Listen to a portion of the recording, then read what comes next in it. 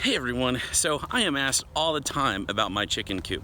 I decided today I was going to go ahead and take the opportunity to give you a quick tour. So stay tuned.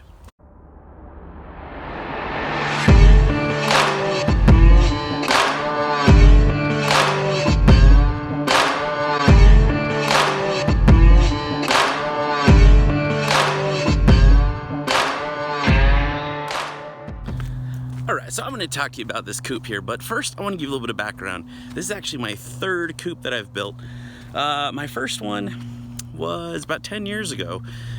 It was a pretty small coop built under a patio, and it accommodated, I'd say, 4 or 5 chickens. And it was fun. It was really fun. It definitely got me hooked on chickens, that's for sure. The whole process was just an absolute blast. So it was small, it did have a run, but and we weren't there for very long. We're only there for, I'd say, 4 or 5 months, and then we moved to another house. Okay, so chicken coop number 2, it was a bigger, it was probably about twice the size of the last one, but we still only had, I'd say, between 7, maybe 6 chickens, but it was great. That was the coop that really got me hooked on the idea of using chickens to make compost. Man, that's really what they're good at. Yeah, they lay eggs, that's great, but they're great at making compost. All right, so I had that coop for, I'd say, about 5 years or so, but then we moved again, and that's where we are now. So we were here for about a year, and I was researching coops. Now, anybody that knows me knows that I'm pretty obsessive about researching. I don't know if that's good or bad, but I will literally exhaust every YouTube video, every blog post I can find, everything I can read on the subject before I ever put pen to paper and start designing something. And this coop is no exception.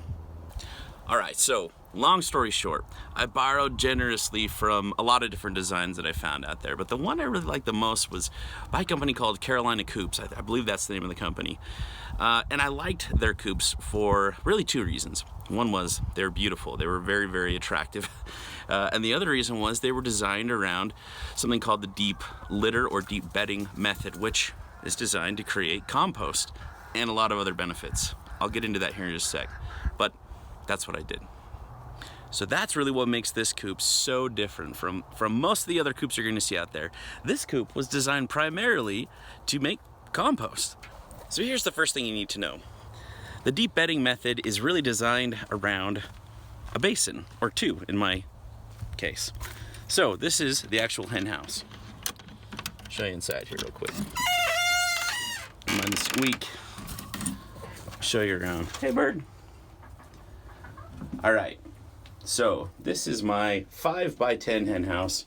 It is elevated off the ground, but you'll notice what makes this unique is this black line that goes around. Now this is a foot tall off the floor. I'll show you what it looks like. So you probably can't see down here very well, but I sprayed this floor and a foot up the wall with pickup bed truck lining. Like the liner stuff you spray in the bed to, keep it from scratching. So what this did was, and there's a few layers of it on there. But what this does is it creates a basin to collect all this material in. So this can fill up all up to here. You can see they can still get in the door. They can still get in their lay boxes. Of course, they can still get up on their perches.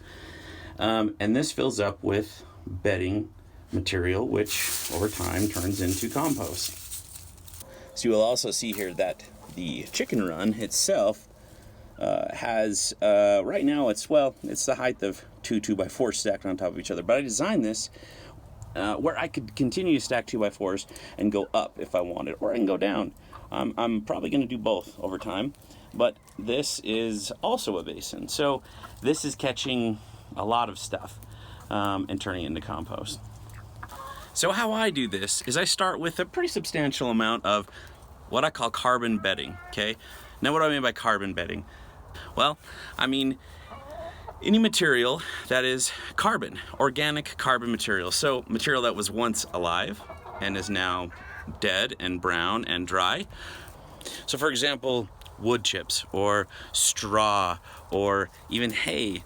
I also shred all of my paper and cardboard from my Amazon packages and stuff like that and use that as bedding. What I primarily do though is I use leaves that I've collected over the fall from my neighbors. I just put out there on social media, hey, if you're bagging up your leaves, let me know. I'll swing by and take them for you so you don't have to waste all that space on in your garbage can. Leaves are a great source of, free by the way, source of carbon material. And the other thing I like to use is something called pelletized bedding. I'll show you that. So this is pelletized bedding. These are literally just, this kind of thing that you would almost see in a smoker, like a Traeger smoker. These are just wood pellets.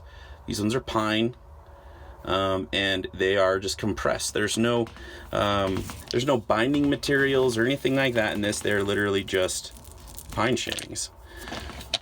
So when these get a little bit wet, they expand enormously, multiple times their original size, and they just soak up the water. This is a great carbon source as well. And I add this periodically whenever I'm adding a little bit of nitrogen or something to the run. I'll add some of this as well. As the great Paul Gauci said, my chickens are my soil manufacturing plant. The eggs are really just a bonus. I get that. So this coop was really my, I'll call it my COVID project. We've been living in this house for a year. When I finally decided to break ground on this thing, I had a good enough of an idea what I wanted to do. And so starting in the spring of 2020 is when I started building this, and it was great. Take my mind off of things. It was before lumber prices went crazy, so I got really lucky there. And I built this coop. Sorry, I don't mind that glass. I'm going to be replacing that. It's not the best stuff. But I really love this thing. It's been great for me and my kids and my family, and it's just fun. We get a lot of eggs out of it too. Here's the lay boxes. Okay, we got a couple eggs. Save those there. Take them in a minute.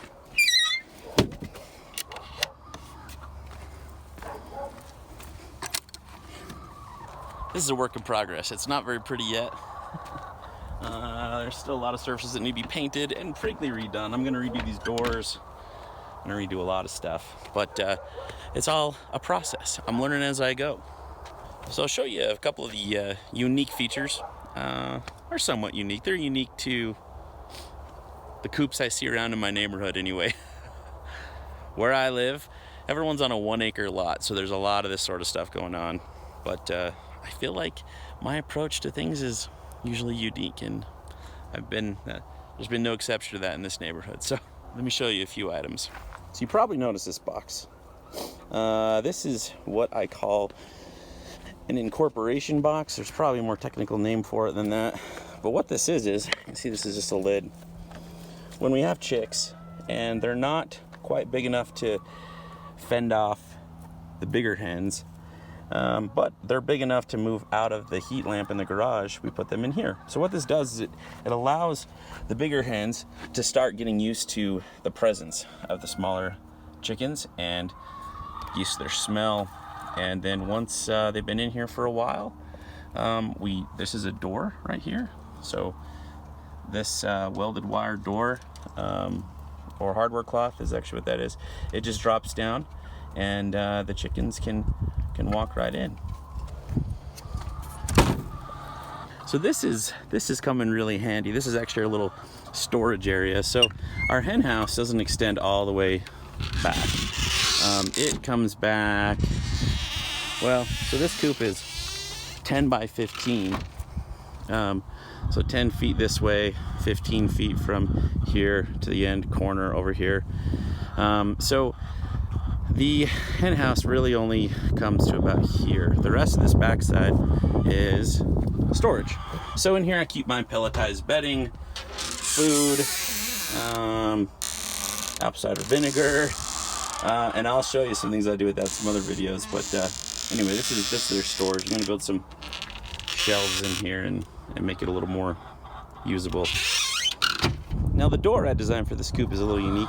It is a Dutch door, so this top part you can see works independently from the bottom part. This is really handy for a few reasons. One is sometimes you just want to throw in some food and you don't want to open the whole door and risk letting some of the birds out.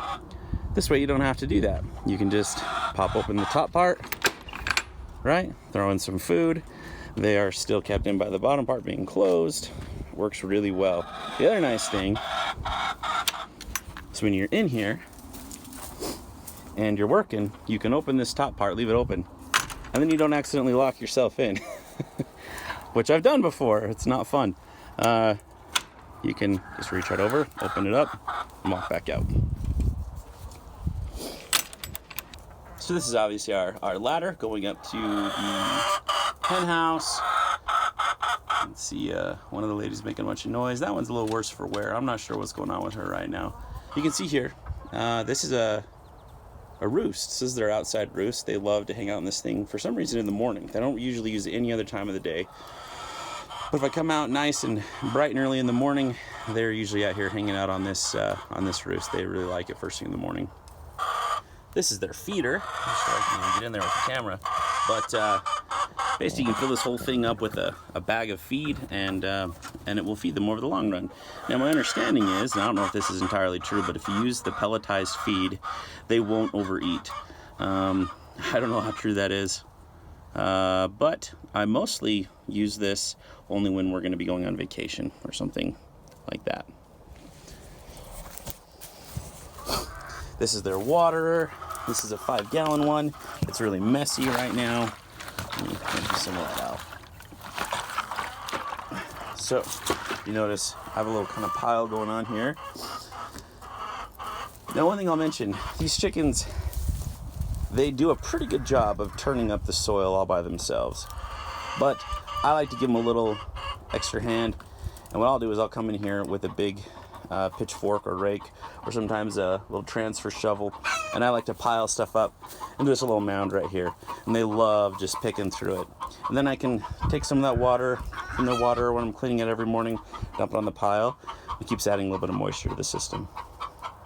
So something else unique that we've added, this is our Oya garden bed. So this is the way these work. Now if you're not familiar with Oyas, spelt O-L-L-A, they are fascinating. Now where we live, we're on a full acre of land, but we only have 0.65 acre shares of water, so we have to be very resourceful and careful in how we use our water, especially if we're going to be doing anything like homesteading or growing our own food or have a lawn, heaven forbid.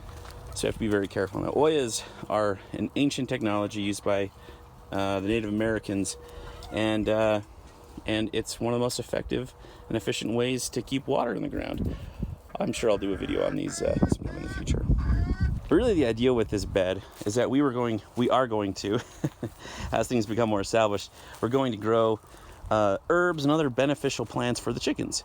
The chickens really can benefit from a lot of the different herb varieties that are out there and different plants. So this will be the chickens' garden bed. Now, one thing I forgot to show you is how this door works. So there's a third door here that will help us easily clean out the compost every time we want to clean out the compost. So let me show you how this works. Let me open up this door here. Hopefully it doesn't all flop open too hard. There we go. You can see how this is layered so far. But this will get a lot thicker by the time we harvest it in the fall. Just wanted to show you how that works. Nice thing about having a door like this is now I can just bring a wheelbarrow up, park it right there, scoop it right in. I actually made the height of this perfect to transfer stuff straight into a wheelbarrow. Works really nice. So at this point you might be asking yourself, so what's the advantage of doing this deep run system versus just a more traditional coop? Well, there are a lot of advantages. For starters, it absorbs a lot of the moisture that can cause problems and health issues for the chickens, especially during the winter. Chickens let off a lot of moisture just through their urine and their waste and even just breathing. So there's a lot of moisture. A lot of condensation can build up, especially in the hen house. And in freezing conditions, that can cause a lot of health issues for the chickens. Primarily, it can freeze the combs on top of their head and cause a lot of problems. So what deep bedding does, it absorbs all that moisture. It keeps it from becoming an issue. It quickly dries out and keeps the chickens nice and healthy. And speaking of winter, you can see like my hen house is elevated, so it actually provides quite a bit of insulation on the floor during winter. So I think one of the favorite benefits for a lot of people is that it eliminates, and I mean in my experience, eliminates the odors from chickens. A lot of people complain about the way chickens smell. I should have you come over. These chickens don't smell at all. It smells just nice and airy in here. So the reason it doesn't smell is that one of the most amazing properties of the deep bedding is that it creates what's called a microbiome. So it's basically a bunch of, it's basically its own little ecosystem in here. There's a bunch of little bugs that we can't see, little microscopic organisms that are starting to compost this stuff, and it eats away at the ammonia and the other things that cause the beds to stink and cause health problems for our chickens. And in this little ecosystem, these little microscopic bugs, and some not so microscopic, the chickens love them. Chickens are amazing. If you see them dig around in this bedding, they're seeing things and eating things that I can't see with my naked eye, but they can. And on that note, chickens don't want a super sterile environment. It's actually not healthy for them.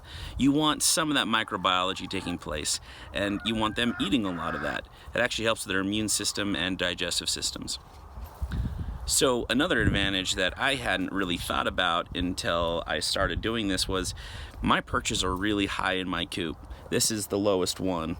Inside the hen house, they're pretty high off the ground. So what bedding does is it creates a soft floor for the chickens to jump onto. So it helps prevent injury as well. So one last thing I want to talk about.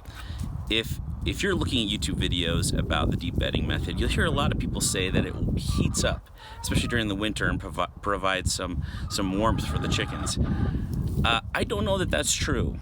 If you dig a little deeper, you'll also find a lot of videos from people experimenting with this and even using like FLIR cameras to show that the bedding doesn't really heat up. Now I have a couple theories as to why this is. I think it's primarily due to the fact there's not enough moisture or mass going on in this bedding right now to create hot compost, which is what they're referring to there. That's where the heat's supposed to come from, is this hot compost.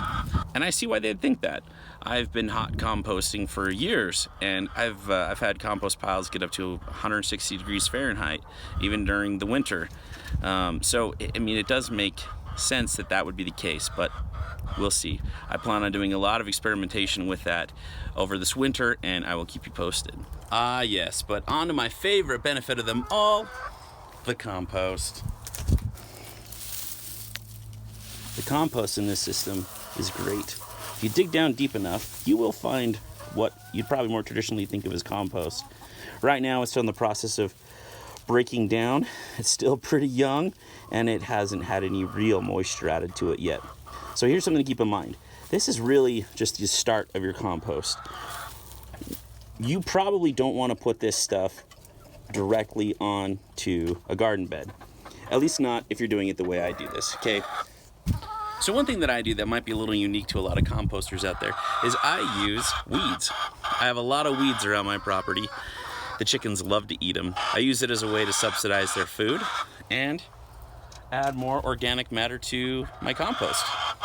The problem, of course, is that you get weed seeds in your compost. Now, that can be fixed. It's really not that big of a deal. All you have to do is get it hot, and for a while. So the last step when removing all of this compost from here is to pile it up in a nice big massive pile, get it really wet, and wait for it to heat up, which it should do all by itself. And after it's been hot enough for long enough, all those weed seeds and any other little seeds that are in there should be dead. They should be gone. Now, you don't want to get it too hot because you can start killing off some of the fungal activity that's in that compost, which is really what you're after. So there is a perfect balance, but we'll go over that in some other videos. Anyway, there's a lot more to talk about, and I have a lot more to say on this subject. But for now, let's leave it there. Nice little tour of our coop so far. A lot more work to come, a lot more information to come, a lot more experimentation to come. So if you're a family man and you want to be prepared for what's coming, think about hitting that subscribe button. Yes, there will be a lot more to come about chickens and composting, but there's a lot more to talk about than that. We have a lot of big plans. We're gonna be going over a lot of topics. I'm gonna share my expertise with you, and often the lack thereof, and we're gonna learn together. So if this sounds like something that might benefit you, please consider hitting that subscribe button. And until next time, thanks for tuning in.